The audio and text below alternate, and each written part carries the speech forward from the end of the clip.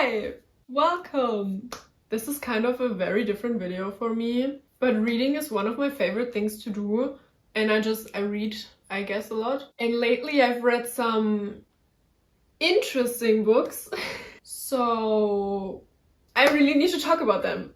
And that's what we're doing today. And when I made that list, I realized that I kind of dove deep into the BookTok world. Like, I think most of these books are popular on there right now. There were for sure some that I only read to like understand the hype, or because I wanted to, like, I just wanted to get it, you know? Which, spoiler, for some I really did not. For some I actually didn't even know that they were that popular, and they just got recommended to me, so I decided to read them. Okay, so a little reclaimer. What? A little disclaimer. I'm really trying not to spoil any of the books, but I will talk about my opinions regarding some series. So if I talk about like the second or third book, I'm gonna try not to go too deep into like the plot. Like, I'm still gonna talk about how I liked it, so that might be a spoiler for some. I don't know, for me it would definitely be a spoiler, and I don't like to know anything about books before I read them. So I just wanted to say, if I talk about a book that's not the first in like a series, you might want to come back after reading it, I don't know. So the first book series I want to talk about is A Good Girl's Guide to Murder. This one was actually a book that I didn't really know was popular on TikTok, and I feel like the series is actually really popular, but for some reason no one really talks about it. As in, I have seen many TikToks and videos, but I really haven't seen anyone talk about it for a longer amount of time. Like, I literally have just seen a video of someone holding the book and being like, you gotta read this or something, but no one really talks about the books. So here we are. And I feel like the reason why no one talks about it could be that it's a murder mystery, so you obviously don't want to spoil anything. But I just still, like, I wanted some opinions about this book. Not just the story itself, but just like overall. Why did you like it? Not just that you liked it. Maybe that's just me, I don't know, but I'm gonna talk about it now, so I don't care. So it's actually been a few weeks since I started the first one, so I'm not sure I remember completely what was going on there, but I do remember that it was really good. Like I said, it's a murder mystery, and I'm actually more into fantasy right now, but when I was younger, like 15, 16, I was really into like thrillers and murder mysteries, so maybe it was kind of predictable to me. I don't know, like the plot wasn't like mind-shattering. Is that what you say? Earth breaking? I don't know. For me, it just wasn't that mind-blowing. Mind-blowing. I did like the characters a lot though. I really like Pepper, right? My thing is, I really can't remember names, and that was such a struggle in this book series to me, because like I said, it's a murder mystery, so the main character is trying to solve a murder, and she's interviewing all these people. And you're supposed to remember all of them and know what they did when, at what time, and I don't know, it's just not something that I'm really good at. I really struggle with names. Yeah, there's so many names. And then later on, when someone came up again, I was like, wait, who are we talking to right now? Oh, we already talked to them? Cool. I definitely know who that is. So yeah, I got a little bit confused at times, but usually the main character explains it really well, so that you end up following along again and understanding who we're talking about. So it was a struggle for me, but I feel like most people don't struggle that much with names, so it should be fine. I really enjoyed the first book. I actually didn't write down that much for the second one, but I do remember that it was just like very cohesive, I guess, like a very good follow up to the first one, and it connected pretty well. I think I liked the second one a lot as well. Like the first and second one I really enjoyed, and I thought they were good, just like good murder mysteries, I don't know. But now we come to the third and last book, and I just, again, I'm really gonna talk about the third book now. So if you haven't read it, there's like a lot of plot twists in this series, so just saying, read it. It's a really good series. If you left, that's great. Bye.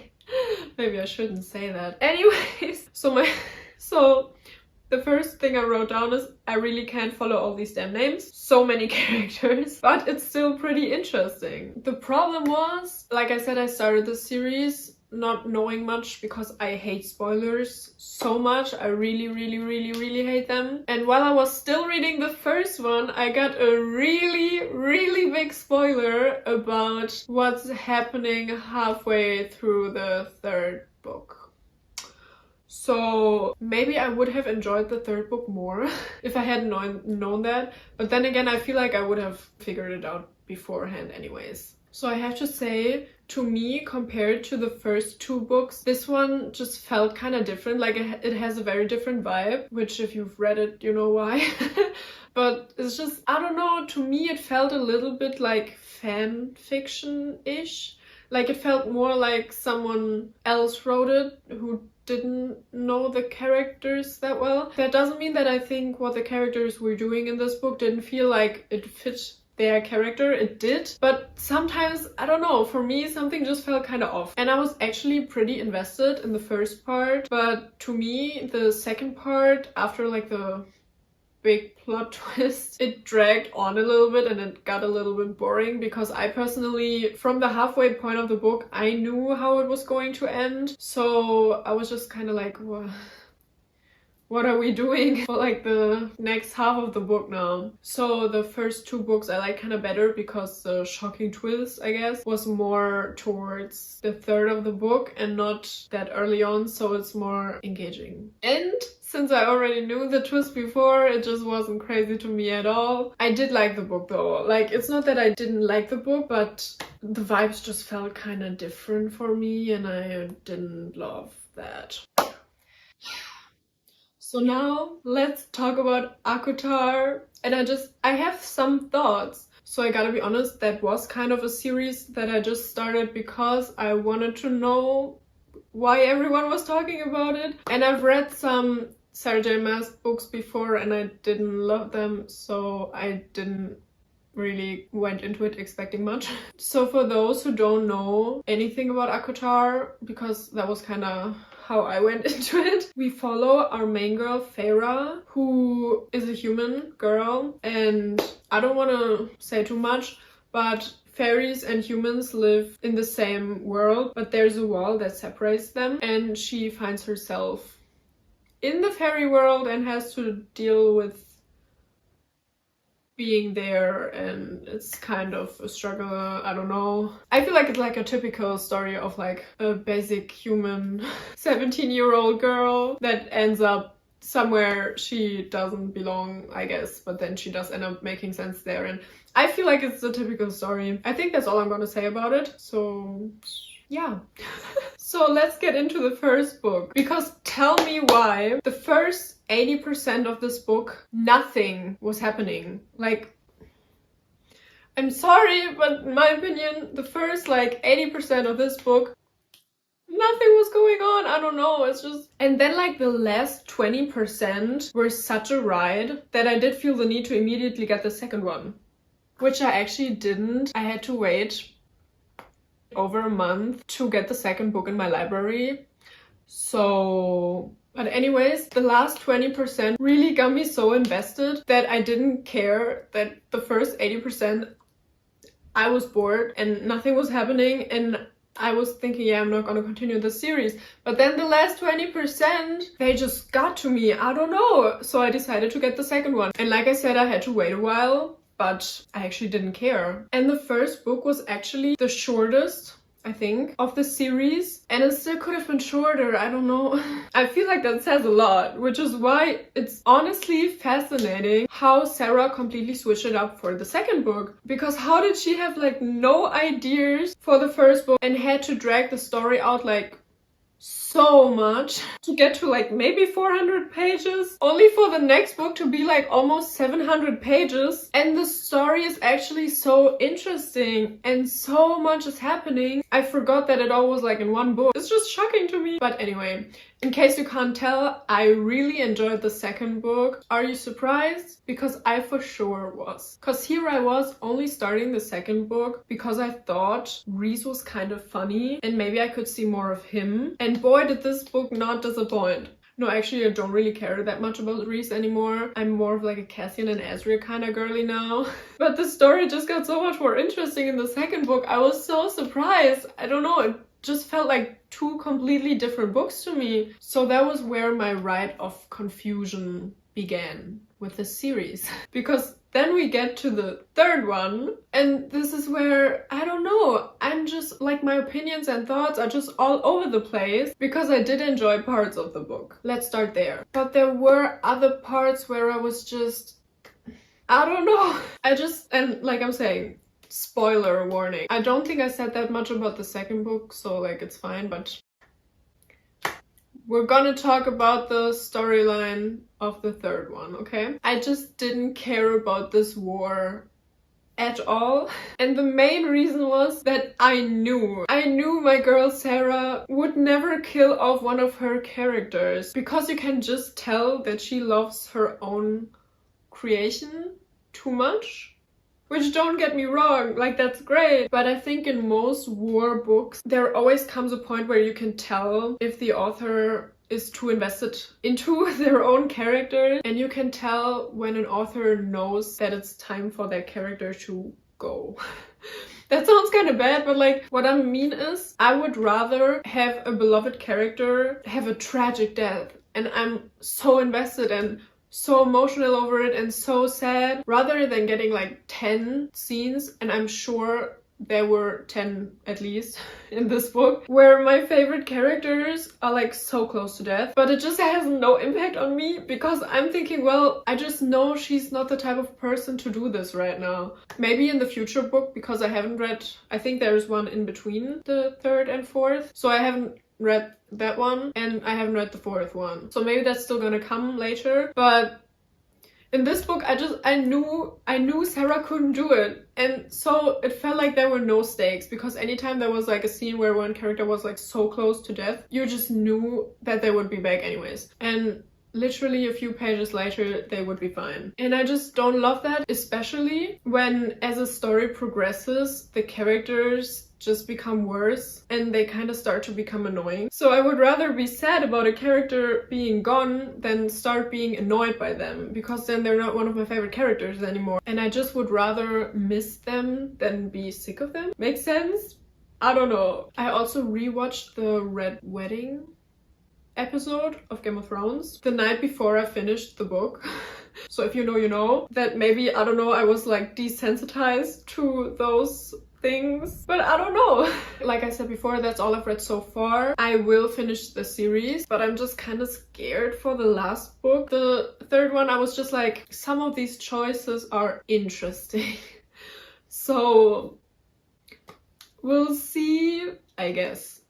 The next series I read was the King of Scars duology by Leigh Bardugo, and I actually reread Six of Crows and Crooked Kingdom, mainly just because I love the book series.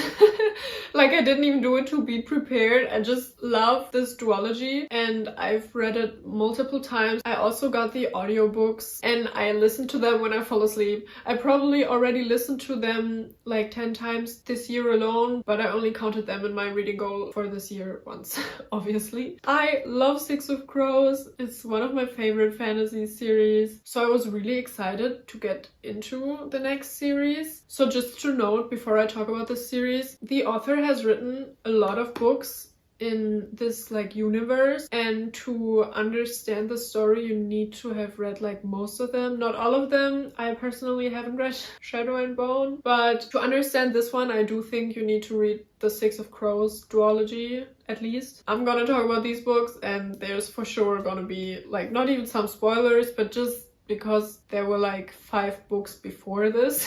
So now talking about King of Scars. I personally really like Nikolai as a character, also Zoya, so I was very intrigued to have a whole book series from their point of view. I gotta be honest, when I read King of Scars, I was kind of underwhelmed a little bit, not really. Like, I did like it. It was just, Leigh Bardugo really did something with Six of Crows. I feel like it's very hard to emulate that. And even, like, obviously it's a different book and she wasn't trying to write the same stuff again. But it just, compared to Six of Crows, it's just not as good.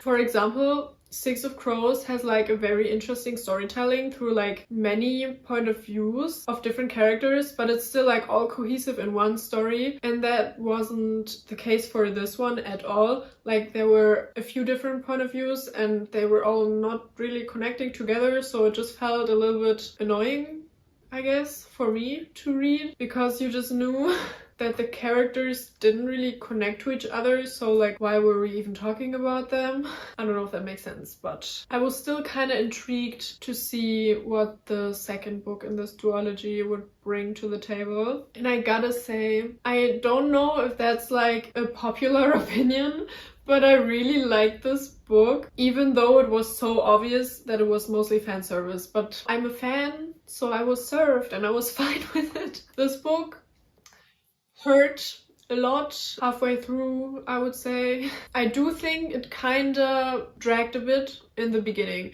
And like I said about the POVs earlier, in this book there's even more different POVs from different characters, and you're just wondering why. Because some of them, it's like I really don't care about these characters, or I just know that it's not really gonna be that connected to the other ones, so it could have been left out. So yeah, for like the first third actually, I was a little bit bored and felt like it was dragging on a little bit. But then, and maybe that was also like a reason why I was so interested, because I read like the first 450 pages. I don't even know how many pages the book has actually, but I think I read like the first 450 pages, and right when it started to get really interesting, I actually had to stop and couldn't read for like the next 2 days or something. And then it took me another 2 days to be bold enough to open the book again, because like I said, I ended at a part where it got really dramatic and I knew I was gonna be stressed for the rest of the book, so I was scared to get back into it. But when I did, I don't know, this book took me on a ride. In the beginning I was a little bit bored and it dragged a little bit and I didn't care about few characters, but like I said, the ending, and maybe because I was like anticipating, because I hadn't read for like a few days, but it was just an emotional journey. I actually wrote down, I will remember this book forever. I'm actually not sure about that because I forget everything so fast. So I don't think I feel as dramatically about it anymore as I felt when I finished it. But I still I just love Nikolai. I just love Zoya. I really like Nina. So the characters she chose were just ones that I really like and I really enjoyed reading about, and I think that's mostly part of why I like the book so much, just because I got to see more of these characters that I just love so much. But I don't think I need to see more of them. So I hope this really stays a duology. Same with Six of Crows. Now on to another series, I guess, that I really enjoyed while reading it. But thinking about it now afterwards, it just didn't left me with as strong as an impact as I thought it would. And the book is They Both Die at the End. And I know this book's been popular on, I think, TikTok for years. I actually only got TikTok like 4 weeks ago, so I can't really say anything about that. But I did hear that it's very popular and people were just crying about it, I think. I don't know, like I said, I didn't even have TikTok, so I can't really say much about that. But it was in my library, so I decided to read it. And I don't know, I gotta say, I really liked just the idea of it. One critique point that I heard though is that people don't like the writing. And I think that's kind of interesting, because I feel like you can tell that is the way it is on purpose. I'm not sure if that's true, but it just felt like it, because it's about like 2 teenage boys. So of course they're gonna talk a little bit cringe and weird. It makes sense.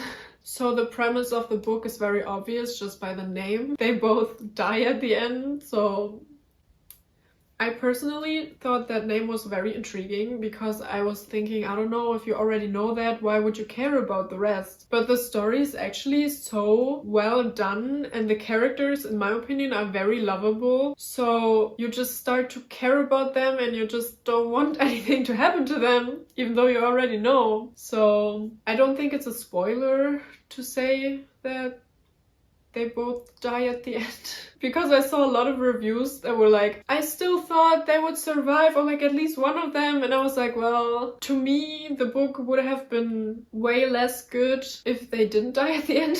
I feel like I'm coming across kind of mean because I just always want characters to die, but my point is, if you're gonna call the book They Both Die at the End and you're not gonna follow through with it, it just feels kind of lazy. And also, to me, like, they would just use the title for shock value and that would annoy me. So I did like that it ended up happening the way the book is called. I did enjoy the book. I did also actually start the second one because there's another book. It's actually not a second one, it's kind of a prequel, but I'm not that far into it yet. So we'll see what I think about that so far. I personally don't love that, how do I say this? I think probably after the first book, the author got some complaints or comments or anything of people asking like, how does everything work in this world, because it's a little bit different than our world, I guess. And so the second book kind of tries to explain all of it, and I personally didn't like that, because to me there's like different types of world building. One is like where you have, for example, I don't know, Harry Potter, Hunger Games, like just these big stories that have like those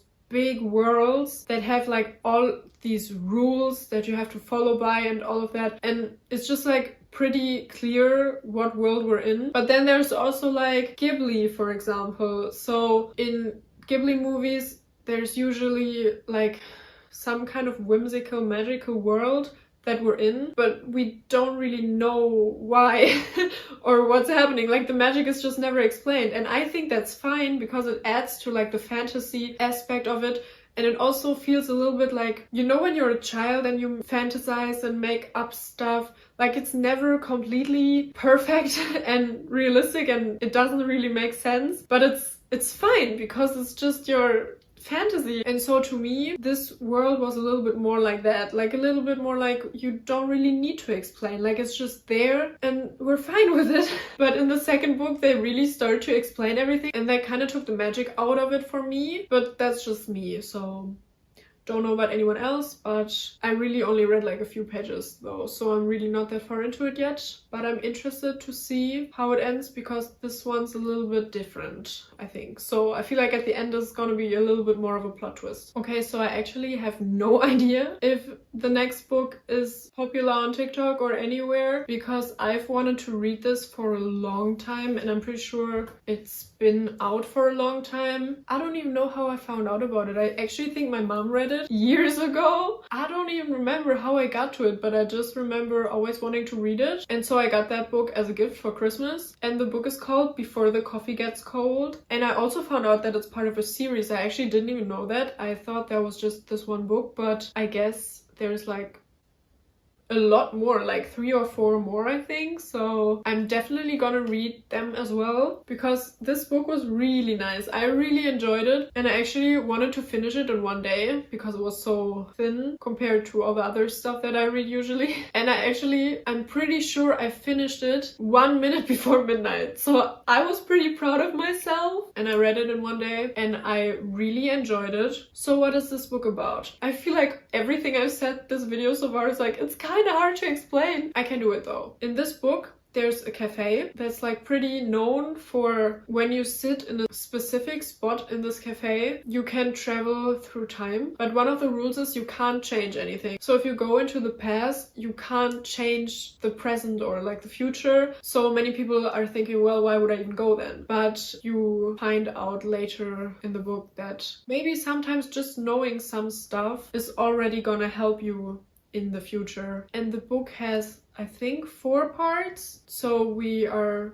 just seeing different people traveling through time and seeing how it affects their lives. And I feel like there are so many more stories that could be told this way, so I really understand why there are more books. And I personally really liked the idea, and it was also just really interesting, so I'm pretty sure I will read another of these books. Maybe I'll see if they have more in my library, but if not, I'm probably gonna buy another. I think that's all I have to say. I was very intrigued, it was a really good book, and I'm gonna read another one for sure. So there you have it. Those were all my latest reads, and like I said, I just think it's kind of interesting that most of these are really popular TikTok books, because I personally didn't pick them up because of that for most of them, because literally I didn't even have TikTok when I started some of these, but for some I really did just start them to see why everyone was talking about it. And to me it's really interesting because I've been seeing a lot of people lately saying that, oh, BookTok and like TikTok